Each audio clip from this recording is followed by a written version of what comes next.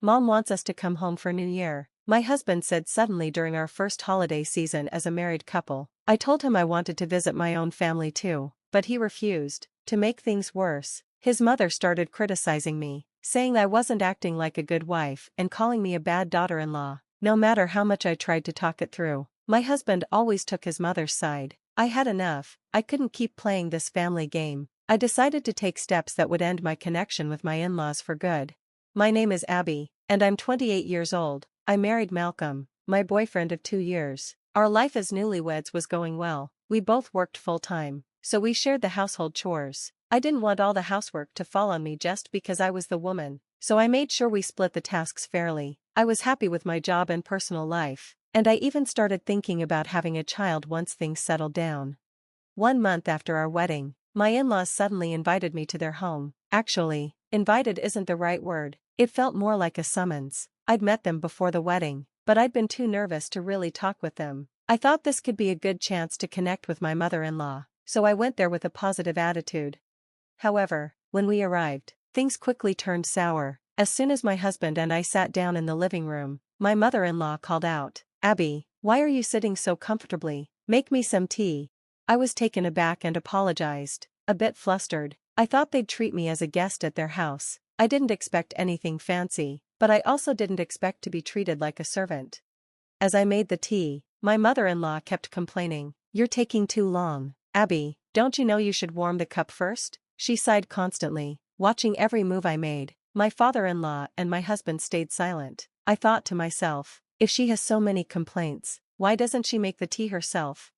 I admit, I wasn't great at making tea, but it bothered me that she kept imposing her own high standards on me. Then, on another day, I was about to start cleaning our house when my mother-in-law suddenly called, asking us to come over. I hurried to her house with my husband, only to find her already angry. "Why didn't you bring any gifts? Isn't it normal to bring a gift when visiting your in-laws?" She scolded. She scolded me without any warning. "I didn't plan to go out today and only decided to come here at the last minute," I explained, but she cut me off. No excuses. These days, daughters-in-law are so quick to disrespect their mothers-in-law. I really ended up with a lousy daughter-in-law. I apologized, feeling trapped. Neither my husband nor my father-in-law said a word to help me. I didn't need them to defend me completely. I just wanted someone to step in and stop her unreasonable rant. After her lecture, I whispered to my husband, "Malcolm, can you say something to your mom?" It was a last-minute visit. There was no way I could have prepared a gift, but he just sighed, sounding annoyed. "Shouldn't you always have some gifts ready, just in case?" I agree with my mom on this. I was shocked and hurt. Is he serious? Why is he siding with his mom? My opinion of him was quickly dropping, and I was growing to resent my mother-in-law even more. After that, she constantly called me over, forcing me to follow their old-fashioned customs. She expected me to do all the chores, prioritize my husband and in-laws, and spend every New Year's holiday at their house. I thought, isn't this thinking too outdated? By our first New Year's holiday after marriage, I was already dreading visiting my husband's family. One day, he told me, "We're expected to go back to my parents' house for New Year's." "What? When do I get to visit my own family?" I asked. He shrugged. "It might be tough this time. We'll decide after New Year's." What? I was angry. "We promised we'd visit both families equally, remember?" He sighed, clearly annoyed. "It can't be helped now, right? Why bring this up again?" Why was he acting like this was no big deal? Before we got married, we had agreed that we would visit both families regularly. We'd even rented an apartment halfway between our parents' homes to make it fair. But now, we'd already visited his family 6 times, and I'd only been able to see my family once. This time, he expected us to stay at his parents' house from the end of the work week until work resumed after the holiday. I couldn't accept such a ridiculous plan. I told him, "At least let me visit my family before work starts again." He replied, "Ask Mom." So, I called my mother-in-law. As soon as she picked up, the first thing she said was, "Abby, you're in charge of making the special New Year's dinner." "Fine, I understand, but I will visit my family before work starts again, so please be prepared for that," I said firmly. My mother-in-law raised her voice in surprise. "What's this about prioritizing your own family? You lack the proper attitude of a daughter-in-law." She lectured me for an hour on the phone, leaving me totally drained. When I complained to my husband, he shrugged. "Mom just wants you to be a good wife, Abby. She always says, I want her to be a wife suitable for our family. His indifference was wearing me out, too.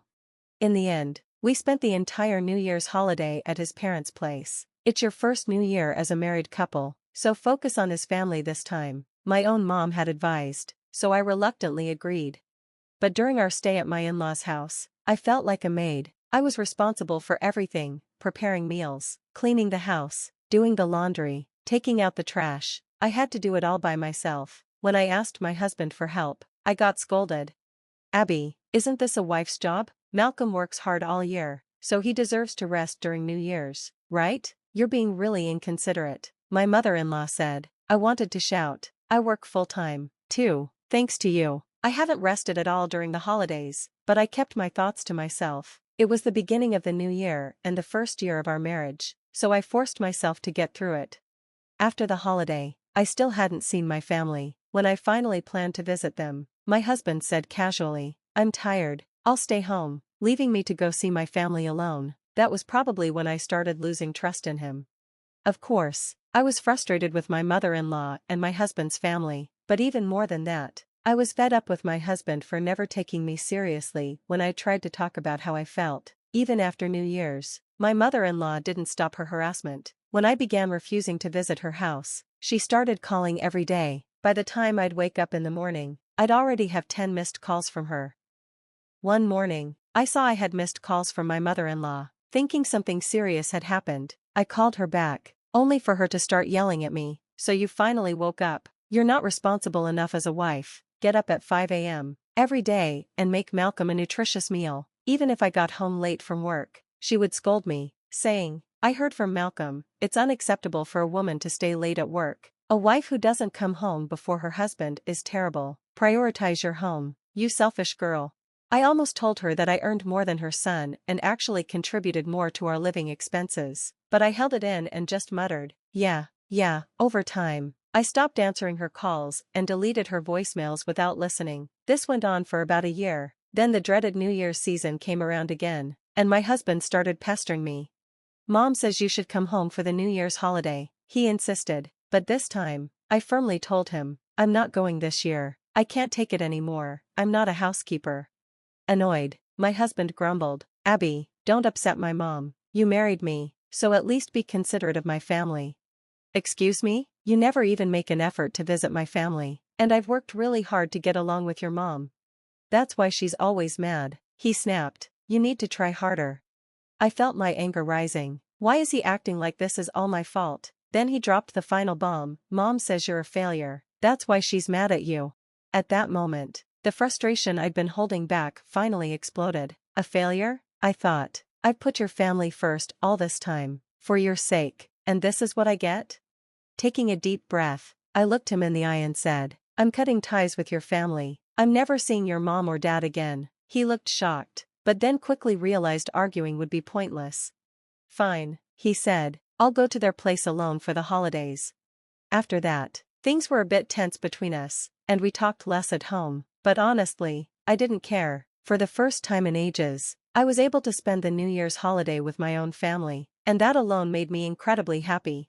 When I arrived at my parents' house, my mom looked concerned. Abby, is everything okay with Malcolm's family? I can't help but worry. I'm fine, Mom. I made it clear I'm not going to be involved with them anymore. Is that so? I hope everything will be all right, she said, still looking a little uneasy. I enjoyed the time at home, leaving the chores to my mom for a change. I was finally relaxing when the doorbell rang. I quickly went to answer it, only to find my husband standing there, looking exhausted. I was shocked to see him. What? I thought you were going to your parents' house today, I said, letting him in. He stood there, saying nothing, until I finally demanded an explanation. Well? He looked at me and finally spoke. Mom said to bring you with me. My mother-in-law's persistence was unbelievable, but I held my ground. Didn't I tell you I'm not going back to your parents' house? When I said I was cutting ties with them, you agreed, didn't you, Malcolm? I reminded him. Yeah, but Mom's really angry. She says it's unthinkable for a daughter-in-law not to visit her in-laws. I don't care, I said firmly. I can't take your mother's harassment anymore, and your dad just ignores it all. I'm done with them. Malcolm looked worried, but that's a problem. Abby, Like Mom said, you married into this family, please consider my position. Your position? I snapped. What era are you living in? I didn't get married to be your parents' housekeeper. I'm tired of dealing with in-laws who harass me and a husband who won't stand up for me. I'd never spoken so directly before. He looked startled but still didn't seem to get it. If you keep taking your mother's side, I'll divorce you. Divorce? You're kidding, right? I'm serious. Why should I stay married to a husband who doesn't help me and only does what his mother wants? I'd be much happier on my own. When he saw how serious I was, his face went pale. Just then, his phone rang. Seeing the caller ID, he looked alarmed. It was his mother. He answered in a nervous voice, and I could hear her loud voice even from where I stood. Losing patience, I grabbed the phone from him. Hello, mother-in-law. It's me, Abby. No matter what you say to Malcolm, I'm not coming over anymore. What? You're my daughter-in-law, aren't you? I won't accept that, she shot back, undeterred. Daughter-in-law? What is this? The Stone Age? It's the 21st century, I replied sharply. What an insolent bride. You can at least show up for family events.